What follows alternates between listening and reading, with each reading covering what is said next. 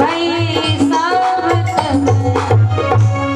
मानो आयु क्षीण हो गई, विभीषण जी के साथ चली और धीरे धीरे धीरे रहा न कुल को रोवन हारा।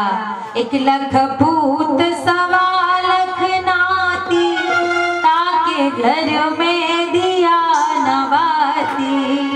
1 लख पूत सवा लख नाती, ताके घर में दिया नवाती।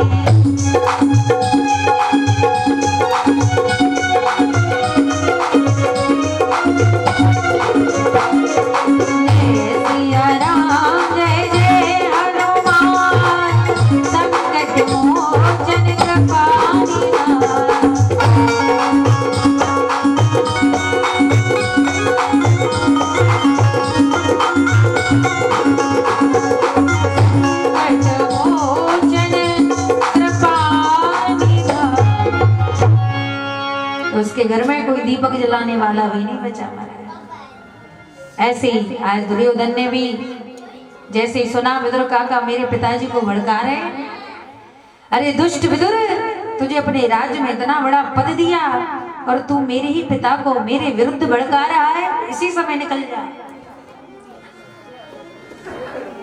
देखिए, सचिव को, गुरु को और वैद्य को हमेशा स्पष्टवादी होना चाहिए, स्पष्ट बोलना चाहिए, चिपड़ी चिपड़ी बात नहीं करना चाहिए। हाँ, बेटा तो कुछ नहीं पढ़ रहा, उसके अभिभावक आए वो तो बहुत बढ़िया पढ़ रहा है, तो एग्जाम में नंबर आ गए 00/100। हाँ, बोलिए राधे राधे। तो शिक्षक को भी स्पष्ट होना चाहिए, सचिव उसको भी स्पष्ट होना चाहिए। सामने वाली पार्टी दमदार है, उसके वोट ज्यादा दिख रहे हैं तो पहले ही बता दे कि भैया गड़बड़ हो सकती है, तैयारी कर लो। हाँ, कहीं रावण जैसे सचिव मिल गए, अरे बानर भालू आहार हमारा, आने दो सेना आ रही है। हाँ? अच्छा, रावण ने तो कहा कि युद्ध हो रहा है, थोड़ा विचार कर लो। बोले काय का विचार करना, बानर भालू आहार हमारा, ये तो आहार है, इनसे लड़ने के लिए कौन सी योजना बना। पूछने की बात है कि जब बानर भालू आहार हैं, तो जब हनुमान जी महाराज लंका में आए थे तब तुम्हें क्या उपवास था कि भूख मर गई थी? कि पेट में एसिडिटी बन रही थी तब नहीं खा सकते? विचार करने की बात, सचिव को स्पष्ट होना चाहिए। और आज जब स्पष्ट बात करी तो घर से निकाले दिया। बाबा तुलसीदास जी कहते हैं, अगर ये लोग चुपड़ी चुपड़ी बात करने लगते हैं तो तीनों चीजें जाती हैं, आयु, शरीर भी जाता है और समय आने पर विद्या काम नहीं आती, पढ़ेंगे नहीं तो क्या काम आएगी, फेल हो जाएंगे और हार भी सुनिश्चित हो जाती है। सचिव वेद गुरु तीन जो, प्रिय बोले भैया, राज धर्म तन तीन कर, होई बे गई नास, ओ तुलसी होई बे गई नास।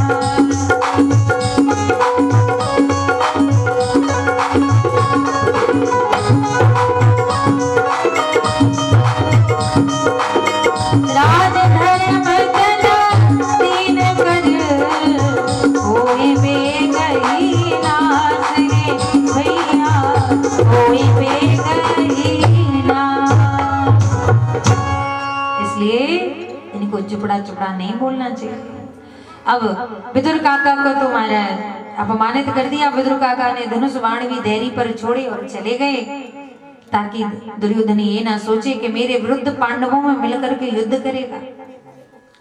और जब भगवान दुर्योधन को समझाने आए, संधि करने आए, दुर्योधन ने भव्य स्वागत किया। बड़े बड़े हाथी लगे हैं, घोड़े लगे हैं, घुड़सवार लगे हैं, सैनिक लगे हैं, फूल बिछा रहे हैं, पुष्प वर्षा कर रहे हैं। भगवान रथ पर खड़े हैं। पहले विदुर काका आगे से अभिवादन करते थे क्योंकि सचिव थे, लेकिन आज सत्ता से निकाल दिया तो भीड़ के दूर जाकर के खड़े हैं और वहीं भगवान को देख रहे हैं। भगवान ने दूर काका को देखा, उनके नेत्रों में आंसू भरे थे। विदुर काका के मन में है, हे प्रभु मेरे घर प्रसादी पाने आओ। मानो भगवान ने नेत्रों ही नेत्रों में सारा कर दिया। विदुर काका तैयारी करो, हम आ रहे हैं, भोजन प्रसादी बनवाओ काके से। इधर दुर्योधन के वहां आए, दुर्योधन ने स्वागत किया, बिठाया। भगवान ने कहा, दुर्योधन अगर महाभारत का युद्ध हुआ तो दोनों परिवार की हानि है, एक की हानि नहीं है, क्योंकि युद्ध कोई अच्छी चीज नहीं है। किसी की माँ का बेटा मारा जाएगा, किसी सुहागन स्त्री का सुहाग चला जाएगा, विद्युत प्राप्त होगा, और तुम्हारे कुल के ही, अन्य कुल के नहीं। इसलिए मेरी सलाह है कि भले ही तुम मुख्य सिंहासन इंद्रप्रस्थ का ना दो तो 5 गांव का राज पांडवों को दे दो। महाभारत तो इतनी बड़ी जो महाभारत होने जा रही है वो टल जाएगी। दुर्योधन को क्रोध आ गया, अरे केशव मैं तो सोच रहा था तुम अतिथि बन करके आए हो, यहाँ तो तुम चाटुकारिता कर रहे हो पांडवों की, और तुम क्या सोचते हो बिना युद्ध के मैं राज्य दे दूंगा। 5 गांव तो छोड़ो, केशव में आधी इंच भूमि भी पांडवों को नहीं दूंगा, और तुम्हारे लिए 56 प्रकार के भोग बने हैं, तुम प्रेम से नहीं पाओ। भगवान ने कहा तुम्हारे भोग के भूखे नहीं हैं। दुर्योधन भोजन व्यक्ति कब करता है, या तो उसे तेज भूख लगी हो, या सामने की बहुत ज्यादा भावना है कि नहीं थोड़ा तो पाना पड़ेगा, बहुत द्रवीभूत है, तो अगर भूख भी नहीं है तो थोड़ा बहुत झूठा कर देगा, या दोनों के प्रति प्रेम बहुत हो तो भी भोजन कर सकते हैं। लेकिन मुझे तो कोई अवस्था नहीं दिख रही, ना तुम्हारा प्रेम है मेरे लिए, ना मैं इतना भूखा हूं, और ना ही तुम्हारे अंदर मेरे लिए श्रद्धा है, इसलिए मैं तुम्हारा भोजन नहीं पा सकता। मैं तो विदुर काका के वहां भोजन करूंगा। ऐसा कहकर के भगवान ने कहा, एक और मेरी अच्छोनी सेना रहेगी और एक और मैं रहूंगा निहत्ता, तो विचार कर लेना और ले लेना, अगर तू युद्ध चाहता है तो युद्ध ही सही। ऐसा कहकर के भगवान गए जहां विदुर काका की कुटिया है, वहां काकी स्नान कर रही है। विदुर काका बाजार चले गए कह करके आज द्वारकाधीश आ रहे हैं और द्वारकाधीश के लिए बढ़िया पकवान बना देना। तो काकी तो स्नान कर रही है और भगवान का ध्यान कर रही है, और तब तक भगवान ने दरवाजा बजाया, काकी अरे ओ काकी। अब तो काकी सुध बुध छोड़ करके दौड़ पड़ी, स्नान करते ही दौड़ गई मारे। भगवान ने जैसे ही देखा कि काकी तो वस्त्र भी धारण नहीं करी, तुरंत अपना पीतांबर उड़ा दिया। काकी एकटक देख रही है। भगवान कह रहे काकी दरवाजे पर देखती रहेगी कि अंदर भी आने देगी। काकी कह रही आजा लाला आजा, और बड़ा सुंदर भाव है कि आज हरि आए विदुर घर पावना। थोड़ी मिड और बढ़ाओ इसमें, मिड। आज हरि आए विदुर घर पावना, आज हरि आए।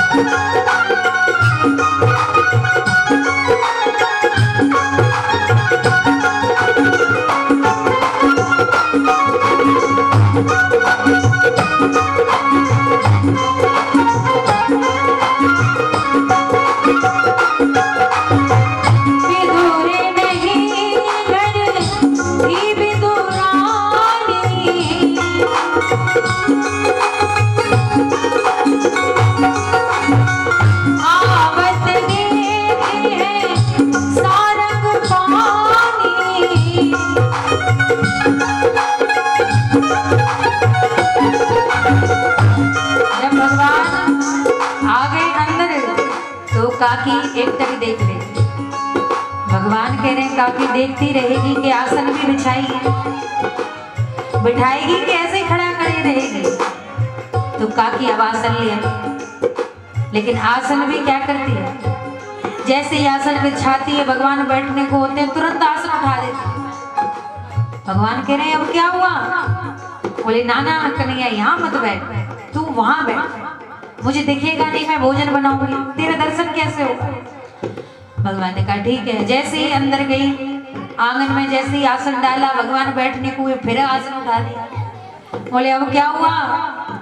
बोले तेरा दर्शन तो होगा लाला, लेकिन तेरे से बात नहीं हो पाई, तू रसोई में चल। आज भगवान का आसन रसोई में डाल दिया। ले आसन बैठावना, ले आसन बैठावना, आज हरि आए बिधुरे बर भावना, आज हरि आए।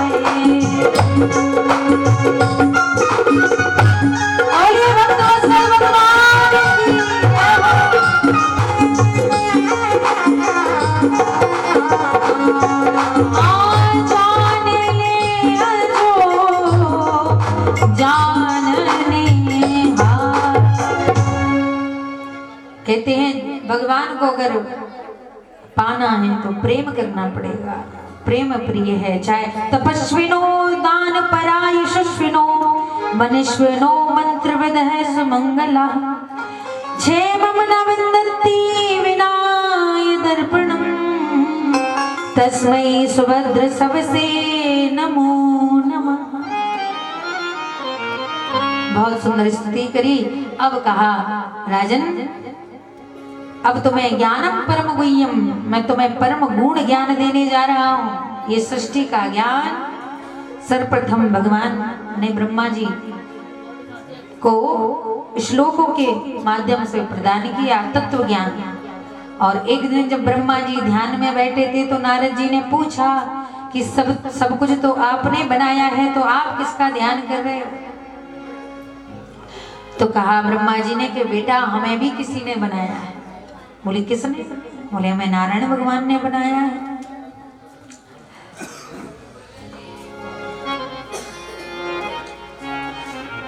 यही सृष्टि का विषय एक बार मैत्री मुनि के माध्यम से विदुर काका को प्राप्त हुआ। देखिए सृष्टि का विस्तार कैसे हुआ। पहले कुछ भी नहीं था, शून्य के रूप में पूरा ब्रह्मांड था। फिर भगवान ने अलग से मिट्टी या अलग से सीमेंट लेने थोड़ी गए। हाँ, हमारे शरीर की मिट्टी लेने ही नहीं गए भगवान, अपने ही शरीर के द्वारा भगवान ने समस्त सृष्टि का विस्तार किया है। पहले भगवान ने प्रकृति और पुरुष को बनाया, प्रकृति ने पुरुष का दर्शन किया, हलचल उत्पन्न हुई, क्षेम उत्पन्न हो गया, त्रिविध तत्वों की उत्पत्ति हो गई, सतोगुण रजोगुण और तमोगुण, और इन्हीं तीनों गुणों के द्वारा सृष्टि का विस्तार हुआ है। भगवान पूरी सृष्टि को बनाए हैं, लेकिन हमेशा अवतार कहाँ लेते हैं? भारत में। परीक्षित जी ने पूछा महाराज पूरी सृष्टि भगवान की जगन्नाथ कहते हैं, तो भारत में ही क्यों अवतार लेते हैं? इंग्लैंड में ले लेते, ऑस्ट्रेलिया में ले लेते, थाईलैंड में ले लेते, भारत में क्यों लेते? सुखदेव जी कहते हैं राजन जैसे पूरा शरीर है हमारा, अंग कट जाएगा, शरीर का एक हाथ कट जाएगा तो भी व्यक्ति जिंदा रह लेगा, पैर कट जाएगा तो भी जीवित रह लेगा, कान कट जाएगा तो भी रह लेगा, एक आंख के बगैर भी रह लेगा, एक किडनी के बगैर भी रह लेगा। और यदि हृदय की धड़कन ही रुक जाए तो गोविंदाय नमो नमः, ले चलो ले चलो ले चलो, अब कुछ नहीं बचा, ले चलो। क्यों? कैसे नहीं बचा? हाथ तो है, पैर तो है, मुंह तो है। बोले भैया जब धड़कन ही बंद हो गई तो क्या रखा? हाथ पैर का क्या प्रयोजन? तो जैसे धड़कन के बिना पूरे शरीर का कोई प्रयोजन नहीं है, धड़कन से ही पूरा शरीर संचालित है, जीवित है, वैसे ही पूरा संसार भगवान के अंग है। कोई हाथ है, कोई पैर है, कोई मस्तक है, कोई किडनी है, कोई फेफड़े है, लेकिन जो भगवान भारत में अवतार लेते हैं वो भारत भगवान का हृदय है। और जब तक भारत में, भारत रूपी हृदय में धर्म रूपी धड़कन धड़क रही है, तब तक पूरे संसार का प्रयोजन है। और जिस दिन भारत रूपी हृदय में धर्म रूपी धड़कन धड़कना बंद हो जाएगी, उस समय सारी प्रलय आ जाएगी महाराज, कुछ भी नहीं बचेगा, सब समाप्त हो जाएगा। बोलिए भारत माता की। हाँ, कल गणतंत्र दिवस भी मनाया था। तो मैं हम सभी भाग्यशाली हैं कि मैं भारत भूमि में जन्म लिया है, क्योंकि भगवान यहाँ अवतार लेते हैं, लीला करते हैं। अच्छा, भारत का सबसे पुराना नाम क्या है, कोई बता सकता है? किसको याद है? जीके में भी पूछते होंगे, पढ़ने लिखने वाले भी बहुत बैठे हैं, कंपटीशन। हाँ, आर्यभट्ट, यही कहा ना? ये तो अभी कुछ सालों का है। सबसे पुराना नाम भारत का है अजनाब खंड। क्या नाम है? अजनाब खंड। महाराज पृथु के समय का अजनाब खंड नाम है। षष्ठी जब से हुई थी, उस समय जब खंड किए, 9 खंड किए थे, उस समय भारत का नाम अजनाब खंड था। लेकिन ये खंड खंड नहीं था। भारत पाकिस्तान ये तो सभी जानते हैं, अखंड भारत था। बोले भारत माता की। तो अब सृष्टि का वर्णन यही मैत्री मुनि जी बता रहे हैं। विदुर काका को बोलिए, विदुर काका तो हमारे वंश के थे, जरा इनके विषय में बताओ। ये विदुर काका ने क्यों प्रश्न किया, तब जाकर के तृतीय स्कंद की कथा प्रारंभ करते हैं और विदुर काका का चरित्र बताते हैं। बोले भागवत भगवान की। यदा तु राजा स्वसतान साधुन प्रसन्न धर्मेण विनष्ट दृष्टि भ्रातुर्यविष्टस्य सुतान् विबन्धुन् प्रवेश लक्षा भवने ददाह। हे राजन, उस समय की बात है जब धृतराष्ट्र जी आंखों से तो अंधे थे ही, मन से भी अंधे, पुत्र मोह में हो गए थे, और उनके साथ साथ उनकी पत्नी भी अंधी हो गई थी। बोले पति कुछ नहीं देख रहा तो मैं भी नहीं देखूंगी। देखिए, हम अगर अपने बच्चों के लिए अगर भाई से झगड़ा करके उसके हिस्से की जमीन अपने बच्चों को देते हैं, तो इससे बड़ा संसार में कोई पाप नहीं है। अपने बच्चों के लिए भाई से बेईमानी करना, उसके हिस्से को हड़पना, ये सबसे बड़ा पाप है। जिस पुत्र के लिए आप इकट्ठा कर रहे हो या लड़क झगड़ करके प्राप्त कर रहे हो, जरूरी है वो आपको सुख देगा? हाँ, क्योंकि जैसी करनी वैसी भरनी। क्या पता जो दौलत आपने उसके लिए हड़पी है, उस दौलत के लिए वो तुम्हें वृद्धाश्रम छोड़ दे। इसलिए जीवन में बच्चों के लिए कभी भाई से धोखाधड़ी नहीं। अगर किसके लिए छोड़ के जाते हो? बेटे के लिए। बेटे के लिए इतना तामझाम करते हो, लड़ाई झगड़ा कोर्ट कचहरी। अगर बेटा सुपात्र होगा तो इससे भी दुगनी कमा लेगा, और कुपात्र होगा तो जो आपने कमा के दिया उसको भी साफ कर देगा। इसलिए बुजुर्गों ने कहा है कि पूत सपूत तो कादन संचय, और पूत सपूत तो कादन संचय। अगर पुत्र का पुत्र है, कुपूत है, लक्षण अच्छे नहीं है, जुआ खेलता है, तो उसके लिए धन संचय करने की क्या जरूरत है? वो तो वैसे ही बर्बाद कर देगा। कुछ गलत लत लग गई, नशा आदि की, तो वो तो सब कुछ मैट देगा। आज घर के गहने बेचेगा, कल को घर की मशीनरी बेच देगा, पता चला वॉशिंग मशीन कहाँ गई, हाँ? गैस सिलेंडर कहाँ गए, हाँ भाई।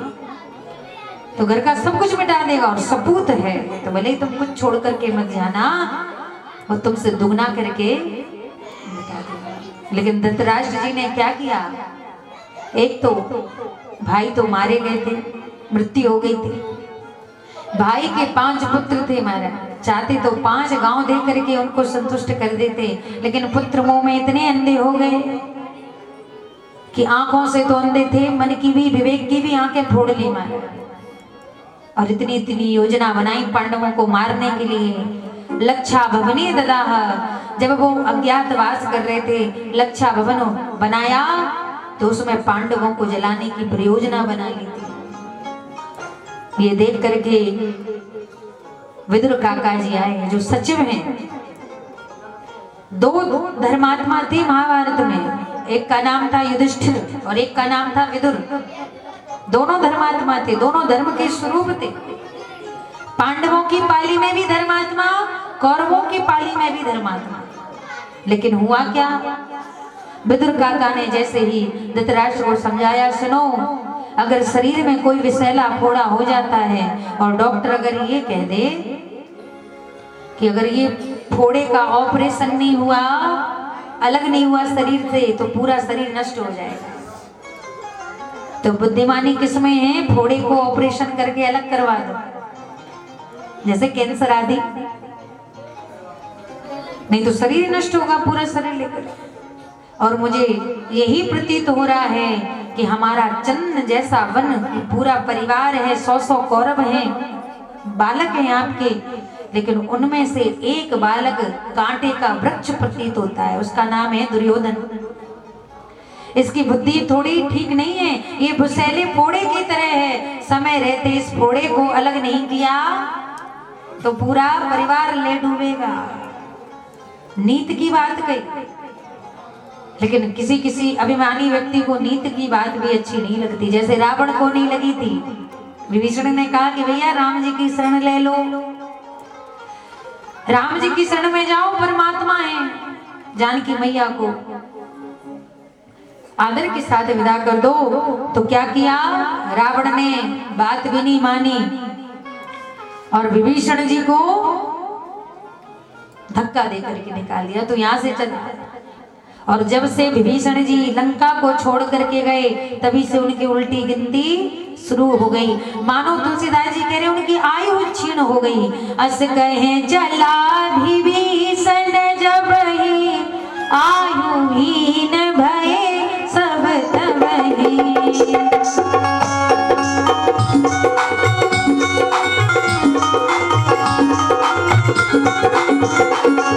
अस कहे चला विभीषण जब ही आयु हीन भये सब तबहि।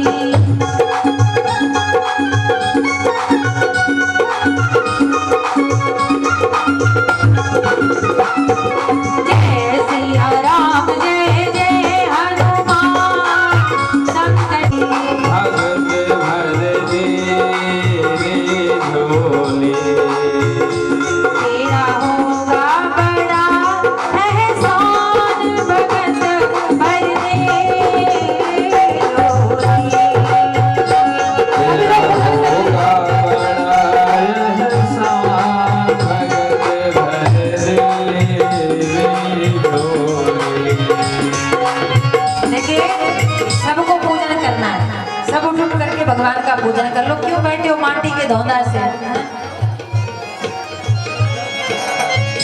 बामन भगवान को जिसने दर्शन नहीं दिया, नहीं किया, वो साक्षात दर्शन दे। और पूजन में, भक्ति में पीछे नहीं रहना चाहिए। भगवान भी सबके, कथा भी सबकी, ऐसा मत सोचो मास्टर साहब करा रहे हैं तो मास्टर साहब ही करेंगे।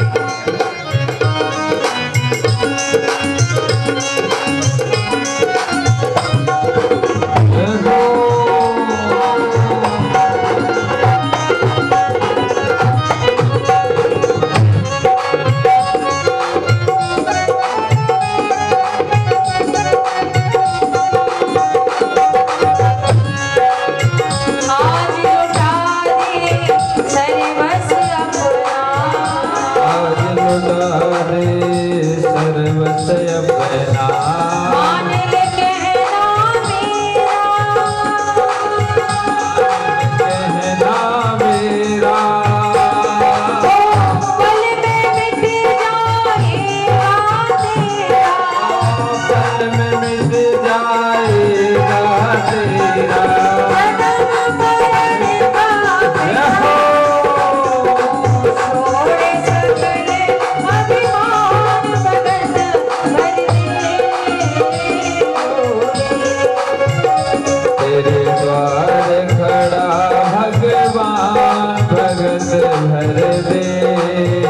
झोले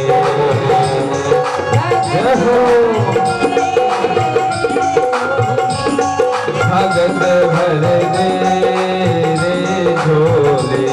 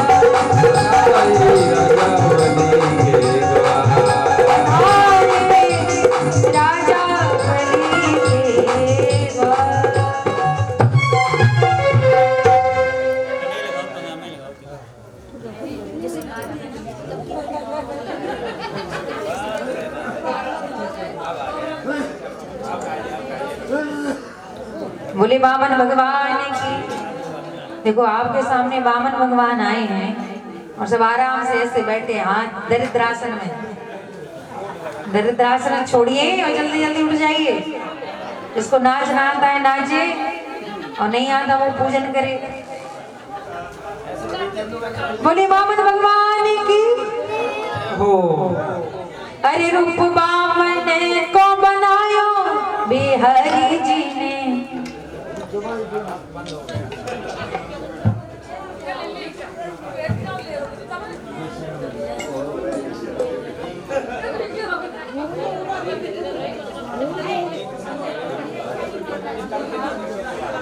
आज वामन भगवान की झांकी हो रही है। कल हमारे कन्हैया का जन्मोत्सव होगा तो बढ़िया पीला पीला लहंगा ओढ़नी ओढ़ करके आना। पीला रंग भगवान को बहुत पसंद है। बढ़िया चॉकलेट लाना, गुब्बारा लाना। और जो लड्डू खाते हैं ना उस समय जब बच्चा जन्म होता है तो उसकी माँ को जो खिलाते हैं सौंठ के लड्डू, गोंद के लड्डू, हाँ वो बना के लाना हमारे ठाकुर जी के लिए। बढ़िया धूमधाम से भगवान से नन्हे से कन्हैया की झांकी का दर्शन करेंगे और खूब धूमधाम से जन्मदिन मनाएंगे।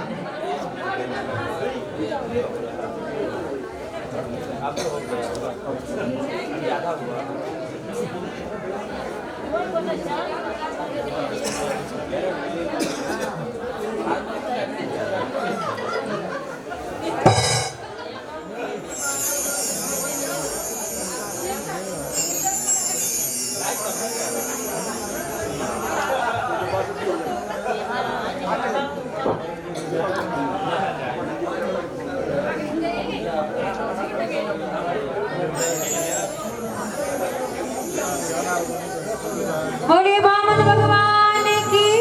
सभी लोग खड़े हो जाएं, एक भजन होगा और उसके बाद आरती होगी। सभी लोग अपने स्थान पर खड़े हो जाएं और जिन्होंने पूजन नहीं किया है पूजन कर लें और बाकी सभी खड़े होकर एक भजन में नृत्य करेंगे।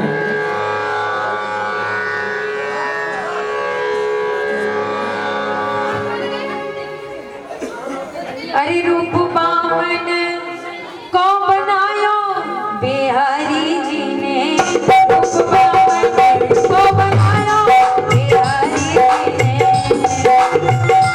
को बनायो बिहारी जी ने, रूप बामन को बनायो बिहारी जी ने, बामन को बनायो बिहारी जी ने, बिहारी जी ने, ओ बिहारी जी ने, बिहारी जी ने हो बिहारी जी ने, रूप बामन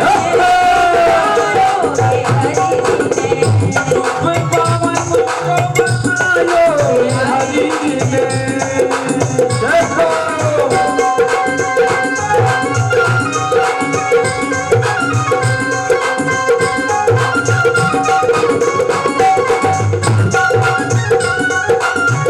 ने,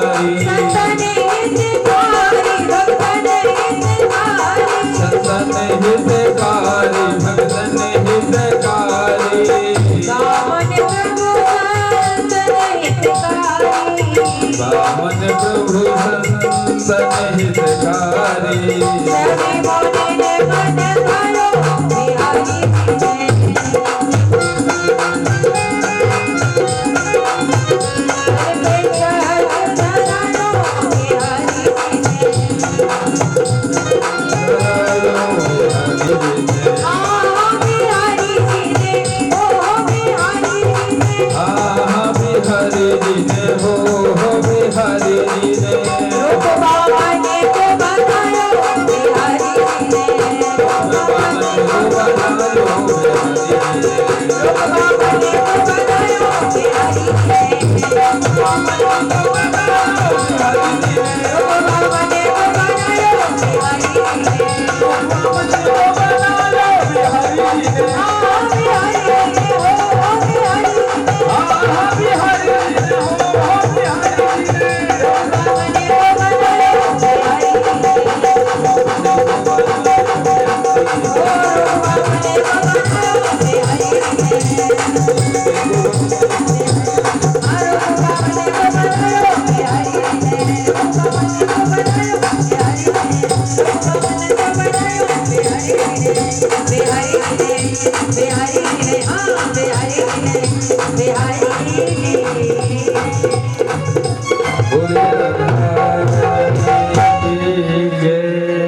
बोले बामन भगवान की जय हो। आइए बड़े भाव से आरती। परीक्षित जी ऊपर आ जाएं और बाकी सभी लोग नीचे से आरती कर लेंगे। माताओं तुम लोग भी आ जाओ, डरते हो जैसे कोई पकड़ रहा हो। माता आरती में आवे।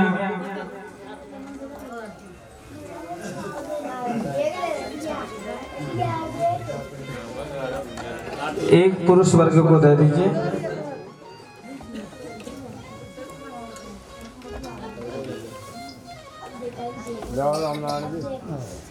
ऐसे कर रहे हैं जैसे जनवरी में पाइप ठंडा नहीं हो जाता पानी का। ओम ज्वालामाल्यै नमः, रत्नेश्वर्यै नमः। हो श्री भागवत भगवान की है आरती, पापियों को पाप से है तारती। श्री भागवत भगवान की है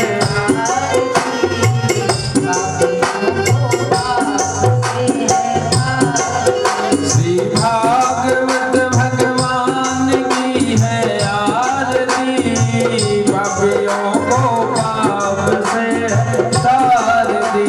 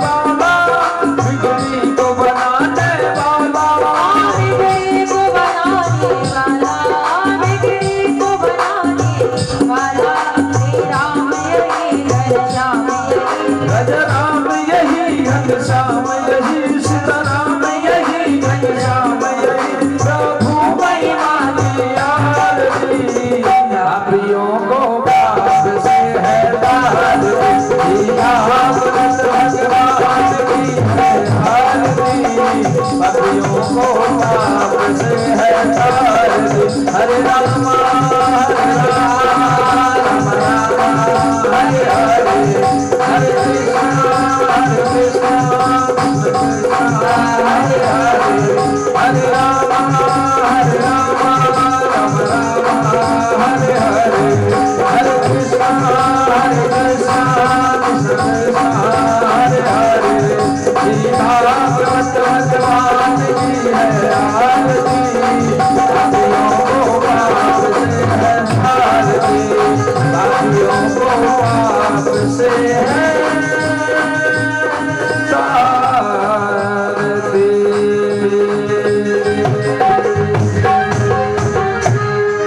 आराध्यं समर्पयामि यथमन्त्रपुष्पाञ्जलिः।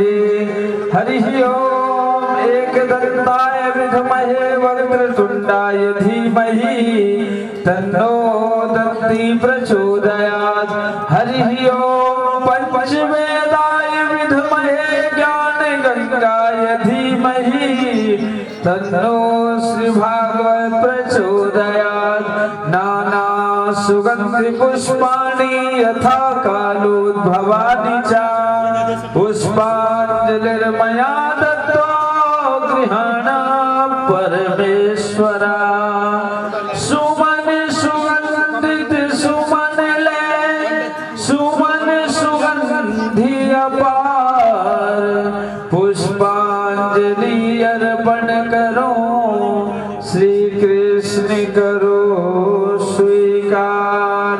बोले श्रीमद् भागवत महापुराण की, राधा रानी की, बांके बिहारी लाल की, व्यास जी महाराज की, हनुमान जी महाराज की, आज के आनंद की। जय जय श्री राधे श्याम।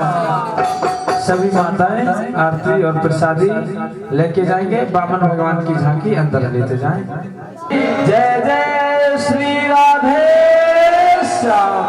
सभी लोग परिक्रमा लगाएंगे और प्रसादी आरती लेते गोविंद बोलो हरि गोपाल गोविंद बोलो हरि गोपाल गोविंद बोलो हरि गोपाल गोविंद बोलो हरि गोपाल गोविंद बोलो हरि गोपाल गोविंद बोलो हरि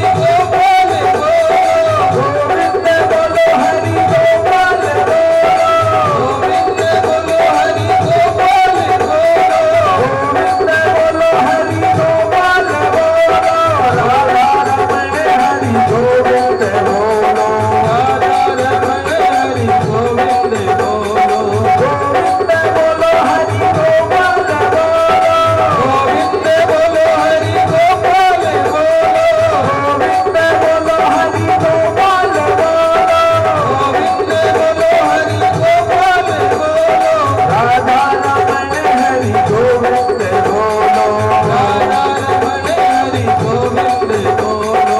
राधे राधे रटो चले आएंगे बिहारी राधे राधे रटो चले आएंगे बिहारी राधे राधे रटो चले आएंगे बिहारी राधे राधे रटो चले आएंगे बिहारी आएंगे बिहारी चले आएंगे बिहारी आएंगे बिहारी चले आएंगे बिहारी आएंगे बिहारी चले आएंगे बिहारी।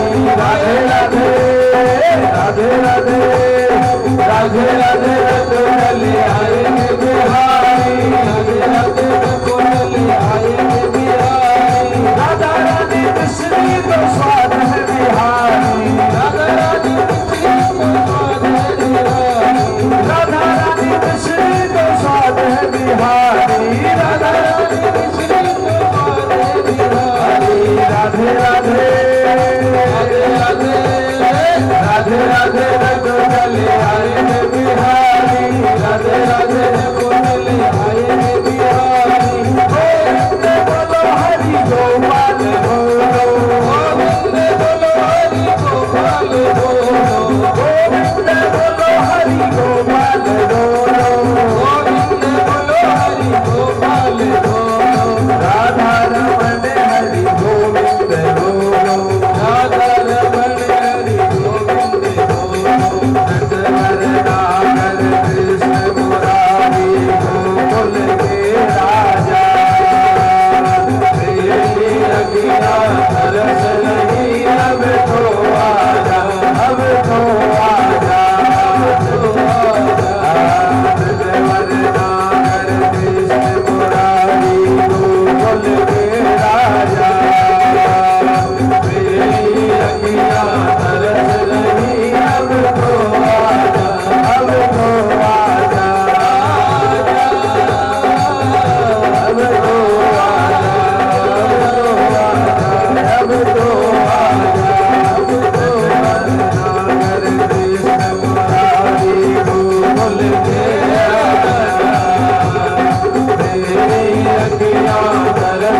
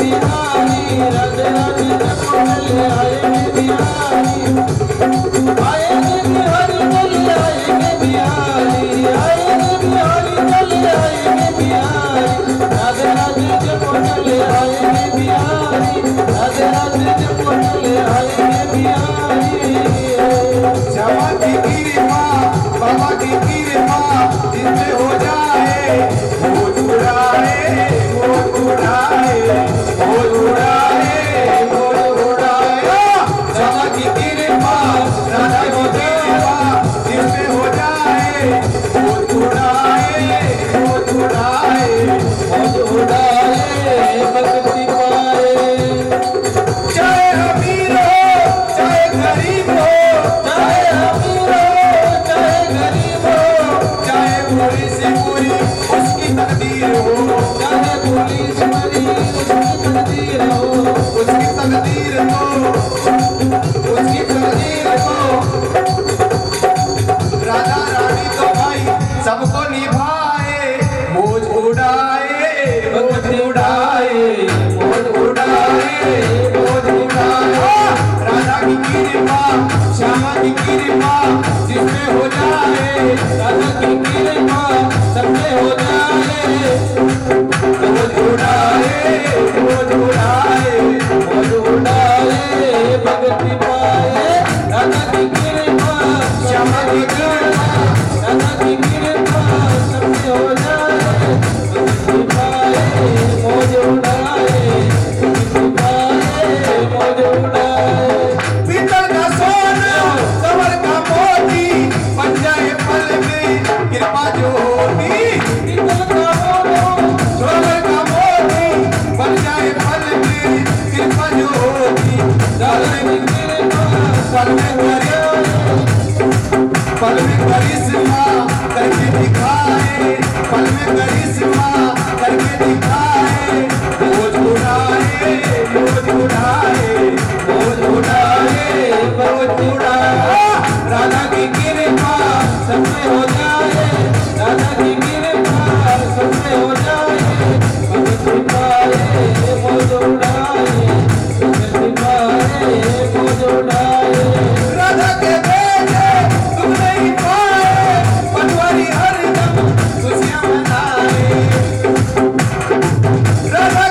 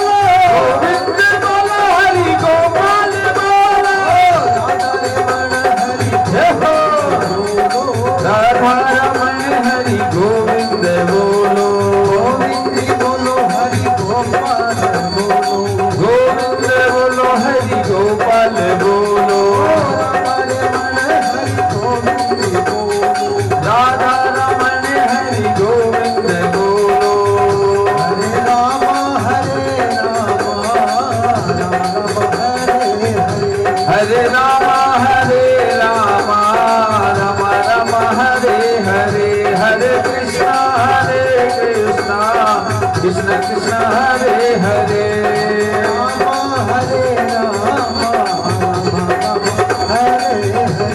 हरे कृष्णा कृष्ण कृष्ण हरे हरे बोलो हरि गोपाल बोलो गोविंद बोलो हरि गोपाल बोलो